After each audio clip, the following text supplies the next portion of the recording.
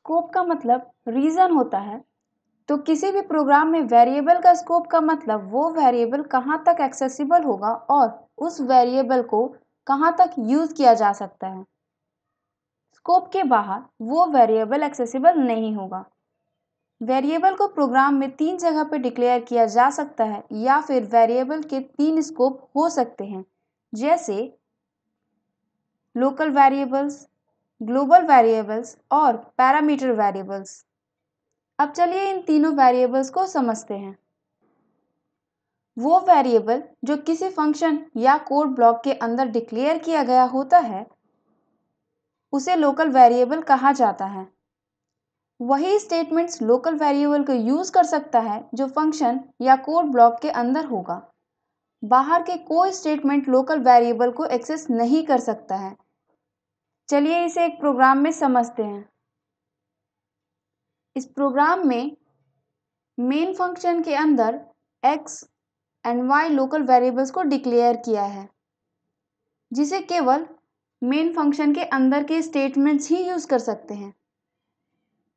x and y calculate function के अंदर accessible नहीं होगा एंड उसे कैलकुलेट फंक्शन में यूज नहीं किया जा सकता है। मतलब x एंड y का स्कोप केवल मेन फंक्शन के अंदर तक है। सिमिलरली कैलकुलेट फंक्शन के अंदर में a and b local variables हैं एंड इसे मेन में यूज नहीं किया जा सकता है क्योंकि a एंड b वेरिएबल्स का स्कोप कैलकुलेट फंक्शन के अंदर तक है। आप इस प्रोग्राम को रन कर सकते हैं। ग्लोबल वेरिएबल्स को फंक्शन या कोड ब्लॉक के बाहर डिक्लेयर किया जाता है। नॉर्मली ये प्रोग्राम में टॉप होता है, लेकिन इसे बॉटम में भी डिक्लेयर किया जा सकता है। जब वेरिएबल फंक्शन या कोड ब्लॉक से बाहर डिक्लेयर होता है तब यह फंक्शन या कोड ब्लॉक दोनों से एक्सेसिबल होता है। केवल फंक्शन या कोड ब्लॉक ही नहीं बल्कि ग्लोबल वेरिएबल्स को प्रोग्राम के किसी भी पार्ट में यूज किया जा सकता है। चलिए इसे एक प्रोग्राम में समझते हैं। इस प्रोग्राम में global variables x and y को हेडर के जस्ट बाद में डिक्लेयर किया गया है एंड इसे main function and calculate function दोनों में यूज किया जा रहा है। तो इस प्रोग्राम में x एंड y वेरिएबल्स का स्कोप ग्लोबल है और ये प्रोग्राम के किसी भी पार्ट से एक्सेसिबल होगा। इस प्रोग्राम में x एंड y को एम्प्टी डिक्लेयर किया गया है। x एंड y वेरिएबल्स को मेन फंक्शन में 10 एंड 6 एंड कैलकुलेट फंक्शन में 5 एंड 3 इनिशियलाइज किया गया है।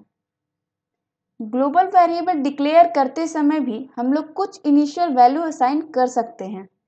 जैसे इस प्रोग्राम में x एंड y को डिक्लेयर करते समय ही 10 एंड 6 इनिशियलाइज किया गया है और मेन फंक्शन में बिना दोबारा इनिशियलाइज किए हुए यूज किया जा रहा है, लेकिन कैलकुलेट फंक्शन में इसे दोबारा 5 एंड 3 इनिशियलाइज किया गया है। सो ये 5 एंड 3 वैल्यूज केवल कैलकुलेट फंक्शन में ही यूज किया जा सकता है। कैलकुलेट फंक्शन के बाहर x एंड y का वैल्यू अगेन 10 एंड 6 होगा क्योंकि ये ग्लोबल वेरिएबल्स हैं।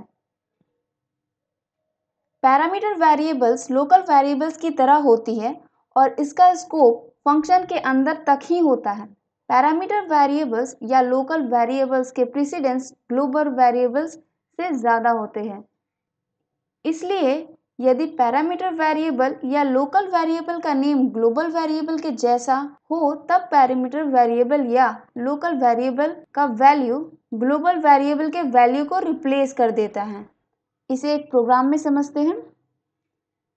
इस प्रोग्राम में ग्लोबल वेरिएबल a का वैल्यू जो कि 20 है लिटरली कहीं भी यूज नहीं हो पा रहा है क्योंकि मेन फंक्शन में लोकल वेरिएबल इसे रिप्लेस कर दे रहा है एंड कैलकुलेट फंक्शन में पैरामीटर वेरिएबल इसे रिप्लेस कर दे रहा है।